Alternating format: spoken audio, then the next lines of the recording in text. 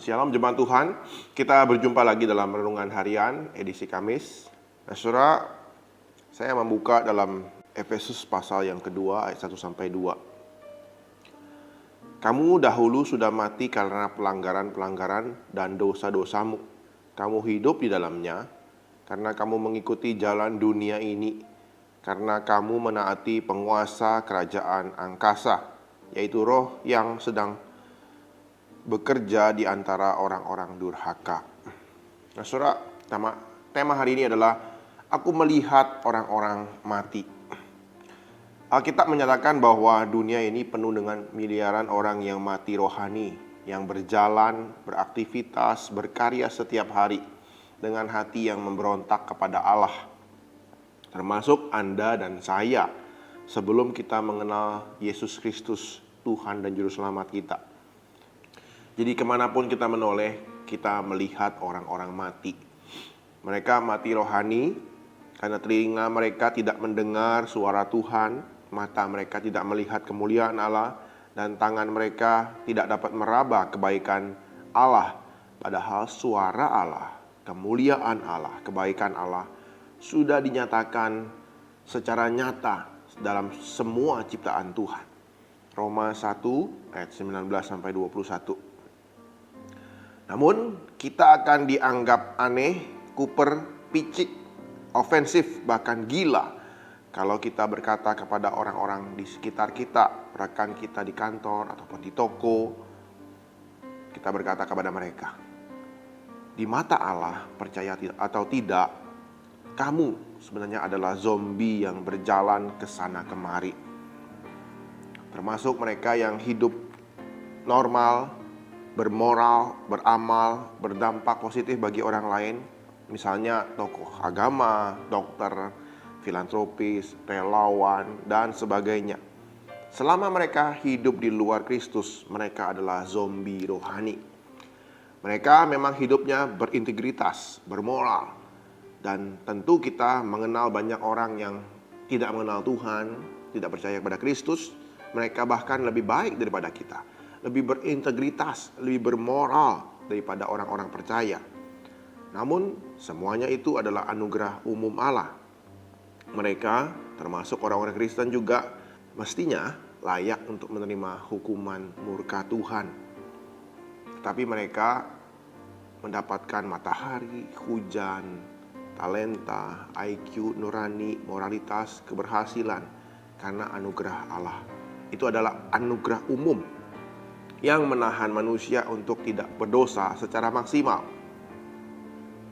Nah, saudara, alasan kita tidak menjadi seperti seorang Hitler adalah karena anugerah Allah yang memungkinkan kita tidak mengambil nyawa orang lain untuk memenuhi kebutuhan kita, keinginan kita. Kita tidak melakukan pembunuhan seperti Hitler, bukan karena kita itu berpendidikan ataupun kita berbudaya. Karena salah satu genosida terbesar di abad 20 yang diprakarsai oleh Hitler di Jerman. Bangsa itu adalah bangsa yang paling berpendidikan dan berbudaya saat itu di Jerman. Saudara, jadi anugerah umum Allah itu dibutuhkan untuk menopang ciptaan dengan memberi manusia, baik orang yang percaya maupun tidak percaya, kepandaian, bijaksana untuk mengelola alam, mulai dari dasar laut sampai di angkasa luar. Yesaya 28 ayat 23-29. Itulah sebabnya tidak salah kalau orang Kristen belajar dan menikmati karya orang non-Kristen. Tanpa disadari, mereka dianugerahi Allah untuk mengelola, membangun ciptaan yang telah dan sedang dan akan diperbaharui menuju langit dan bumi yang baru. Jadi orang Kristen, orang non-Kristen mendapatkan anugerah umum Allah ini, yang ditulis oleh Wahyu 21 ayat 24-27. Jadi kita tidak perlu eksklusif belajar hanya kepada orang-orang Kristen, guru-guru ataupun dosen Kristen. Kita tidak hanya berobat kepada dokter-dokter Kristen ataupun profesor Kristen. mendengarkan musik Kristen saja ataupun menonton hanya film Kristen. Kita bisa menikmati segala sesuatu yang bukan dari non-Kristen, yang juga baik, yang Tuhan anugerahkan kepada setiap orang. Namun saudara, anugerah umum itu tidak menyelamatkan, karena mereka tetaplah orang yang mati rohani. Mereka membutuhkan kebutuhan yang paling besar dalam kehidupan mereka, bukanlah pendidikan ataupun pelatihan, karena orang mati akan tetap mati meskipun mereka menerima pendidikan, pelatihan selama ratusan ataupun ribuan jam. Mereka tidak hanya rentan terhadap dosa, tapi mereka mati dalam dosa. Kebutuhan manusia yang terbesar bukanlah diperlengkapi dengan ilmu, tetapi dibangkitkan dari kematian rohani. Itu satu-satunya cara mereka dapat berpindah dari status mati di dalam dosa, dead in sin, menjadi mati terhadap dosa, dead to sin. Sebagaimana yang Yesus lakukan, yang dicatat dalam Yohanes 11 ayat 43 sampai 44. Ia berseru kepada seorang yang sudah mati dalam kubur 4 hari, sudah busuk, sudah bau. Yesus berkata, "Lazarus, keluar."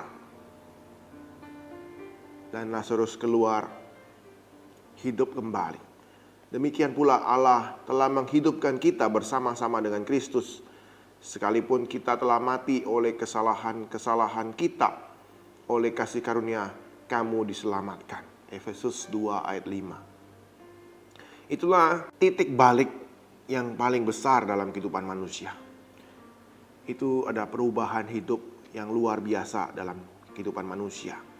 Karena kasih karunia Tuhan, kita diberikan iman sebagai alat untuk menerima keselamatan Allah yang berdasarkan pekerjaan Kristus telah digenapi segala tuntutan hukum Tuhan bagi manusia yang berdosa.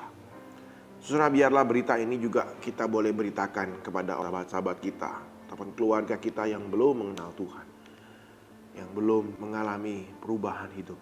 Kasih karunia terbesar, kebangkitan hidup dari Kristus Yesus Tuhan kita. Kita pun terus mengingat bahwa kita dahulu mati karena dosa kita, namun Tuhan menghidupkan kita.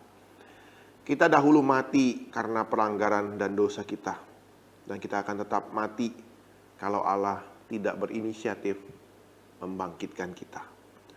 Biarlah kita boleh sadar terus, boleh ingatkan bahwa kita dahulu mati, namun sekarang bangkit.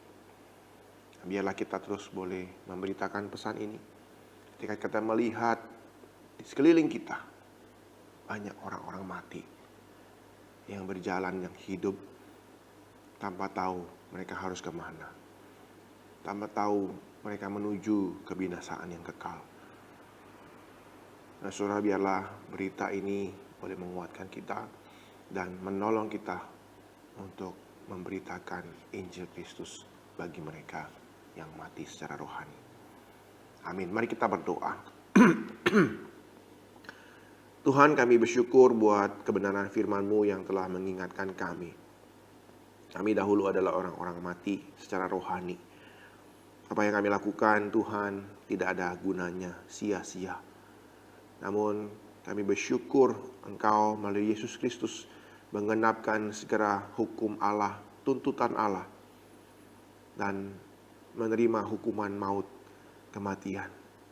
Namun kuasa kebangkitan-Mu, Tuhan, boleh menolong kami, mengingatkan kami bahwa Kristus Yesus sudah menang lawan dosa.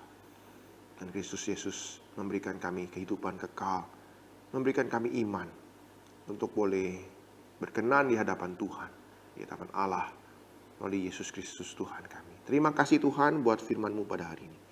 Biarlah Tuhan boleh menguatkan kami, terus memberikan kami kesadaran bahwa kami melihat orang-orang yang mati secara rohani. Tolong kami boleh memberitakan kasih-Mu Tuhan. Tolong kami memberitakan Injil-Mu kepada mereka, sehingga mereka pun boleh hidup kembali, bangkit kembali dari kematian rohani mereka. Terima kasih Tuhan. Inilah doa kami dan permohonan kami. Dalam nama Tuhan Yesus kami ucap syukur dan berdoa. Amin.